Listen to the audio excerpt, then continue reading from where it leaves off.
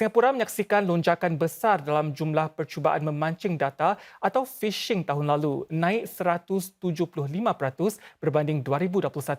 Demikian menurut laporan tahunan berhubung lanskap siber negara yang dikeluarkan oleh Agensi Keselamatan Siber Singapura atau CSA. Selain perbuatan memancing data, CSA menyatakan serangan perisian tebusan juga menjadi kebimbangan. Ini perinciannya. Data CSA menunjukkan kira-kira 8,500 kes percubaan memancing data dilaporkan pada tahun 2022. Ini berbanding 3,100 kes yang dicatatkan pada tahun 2021.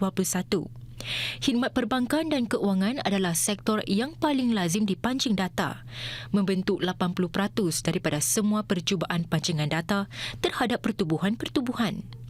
CSA menarik perhatian bahawa percubaan memancing data melibatkan bank yang berpangkalan di China membentuk hampir separuh percubaan berkaitan perbankan pada tahun lalu.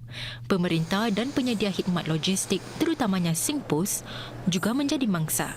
Menurut Pesuruhjaya Keselamatan Siber Pertama Singapura dan Ketua Eksekutif CSA, persekitaran ancaman siber yang kian meningkat pada tahun lalu didorong oleh konflik geopolitik dan sikap mengambil kesempatan daripada dunia jenayah siber sedang sekatan-sekatan COVID-19 dilonggarkan. Lebih separuh daripada kes pancingan data yang dilaporkan melibatkan URL yang berakhir dengan .xyz yang popular dalam kalangan pelaku ancaman. Ini jelas CSA ekoran kosnya yang rendah dan sekatan terhad untuk digunakan.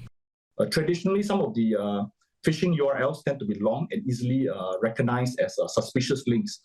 But the use of link shorteners such as the bit.ly or the bit.ly links tend to mask the actual the URL use, and this will trick victims to think that they are legit accounts or rather they are legit URLs. Serangan perisian tebusan atau ransomware pula masih menjadi masalah utama. Walaupun jumlah kes serangan perisian tebusan turun sedikit kepada 132 kes tahun lalu, jumlahnya tetap tinggi. Kes-kes tersebut biasanya melibatkan syarikat-syarikat kecil dan sederhana dalam sektor-sektor seperti penghilangan dan runcit. Inflasi teras Singapura berkurangan pada bulan Mei sekaligus meneruskan tren merosot sejak Mac lalu.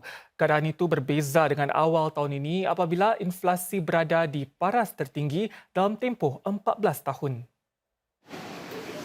Inflasi teras yang tidak termasuk kos penginapan dan pengangkutan privat merosot daripada 5% pada April kepada 4.7% pada bulan Mei. Kemerosotan itu didorong oleh penurunan harga perkhidmatan dan makanan. Inflasi keseluruhan juga susut kepada 5.1% pada Mei berbanding tempoh yang sama tahun lalu. Ia juga lebih rendah berbanding 5.7% pada bulan April. Menurut Penguasa Keuangan Singapura atau MAS, sebahagian besar penurunan itu disebabkan oleh kemerosotan pada kos pengangkutan privat dan inflasi teras yang lebih rendah. MAS juga menjangkakan inflasi akan menjadi lebih sederhana pada separuh kedua tahun ini.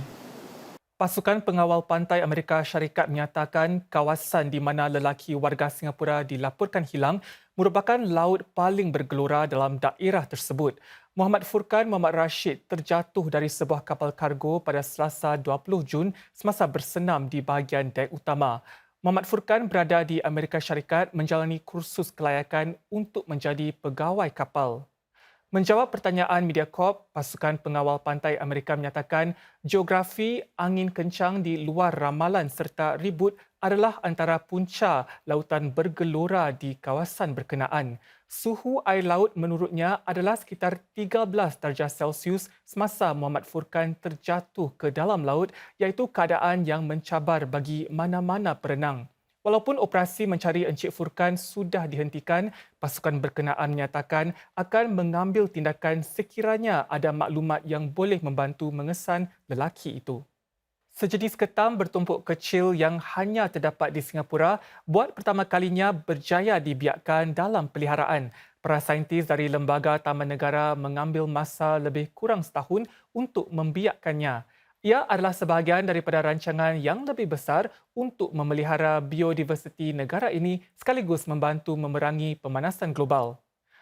Agak sukar untuk membayangkannya, tetapi menyelamatkan spesies yang terancam pupus seperti ketam payah hutan ini boleh menjadi satu taktik dalam memerangi perubahan iklim. Itulah sebabnya para penyelidik memburu spesies yang sukar ditemui ini. Salah satu cabarannya adalah spesies ini hanya aktif pada waktu malam dan ia bersembunyi dengan menggali ke dalam tebing berlumpur di satu-satunya habitatnya di Singapura, iaitu hutan paya Nisun. Sebaik saja dapat ditangkap, para penyelidik mempelajari tabiat haiwan ini dan mewujudkan persekitaran yang terbaik untuknya membiak.